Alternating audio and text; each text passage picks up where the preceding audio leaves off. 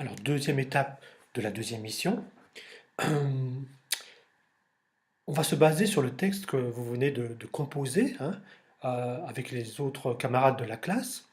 Euh, Vous allez vous mettre par deux ou par trois, donc en duo ou en trio, et par deux ou trois, vous allez choisir, vous mettre d'accord pour choisir un mot dans ce texte que vous venez d'écrire avec toute la classe. Alors le mot que vous allez choisir, vous le choisissez parce que, je sais pas, parce que vous aimez ce mot, parce que c'est un mot que, que vous trouvez rigolo, parce que c'est un mot qui vous fait un peu peur aussi. Il ne faut pas hésiter à partir vers les choses hein, qu'on a un peu mal avec ces petites choses-là. Il y a des mots parfois qu'on n'aime pas trop entendre. Pourquoi pas aller choisir des mots comme ceux-là? C'est tout aussi bien, hein. Et moi, par exemple, j'ai un peu choisi au hasard dans le texte que je vous ai lu tout à l'heure, celui de Mark Wins. J'ai pris le mot disparition. Voilà. Ici, vous le voyez surligné en orange, le mot disparition. Alors, à partir de ce mot-là, toujours en duo et en trio, hein, le même duo, les mêmes duos, les mêmes trios, voilà, disparition. Ce que vous allez faire, c'est deux colonnes, voilà, deux colonnes de mots. La colonne qui est ici, celle-ci. Moi, j'ai noté celle-ci. Ce sont des mots ici, ou ici, des mots auxquels vous pensez quand vous entendez le mot disparition, quand j'entends le mot disparition. Moi, j'ai pensé au mot partir, j'ai pensé au mot voler, erreur, mourir, chercher, chien. Ok. Donc, le mot disparition, enfin, moi, quand j'entends le mot disparition, je pense par exemple à ces mots-là. Et je pourrais continuer, hein, je pourrais continuer. Je me suis limité à 6 mots. Hein, vous pouvez continuer si vous voulez. Ce qu'il faut, ça marche bien si on a à peu près 5 mots par colonne. Alors les mots sont des verbes, des adjectifs, des noms comme on trouve dans le dictionnaire. Hein, ça marche bien, le truc que je suis en train de vous faire faire, ça marche bien si on a dans les colonnes, dans les mots, des adjectifs, des noms et des verbes aussi. Hein, ça marche très très bien. Avec les autres types de mots, ça marche moins bien. Ça marche moins bien. Donc voilà. Euh, les mots auxquels j'ai pensé, les premiers mots qui sont venus à l'esprit quand j'entends le mot disparition. Voilà. Alors, deuxième colonne ici, la colonne sparadrap, disque, parier, tirer, dispute. Ok, ça c'est des mots qui, d'une certaine manière, sonnent comme le mot disparition.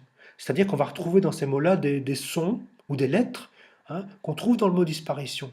Tu vois, disparition, sparadrap.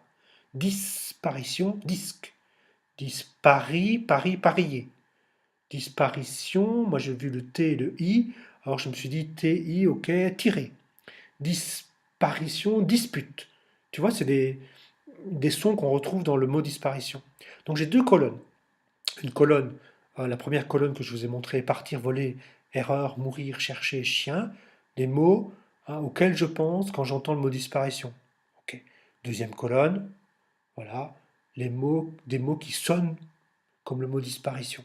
Les premiers mots qui vous sont venus à l'esprit. Ben, vous allez faire la même chose avec le mot que vous avez choisi en duo ou en trio. Et puis à partir de là, touc, à partir de la liste de mots que vous venez de faire, ben voilà, vous pouvez écrire des phrases. Des phrases aussi comme, ah ben, moi dans mon texte de Mark Wins, c'est comme si Mark Wins continuait à parler, à dire toujours des choses un peu étranges, un peu bizarres, très important de continuer dans l'étrange et le bizarre.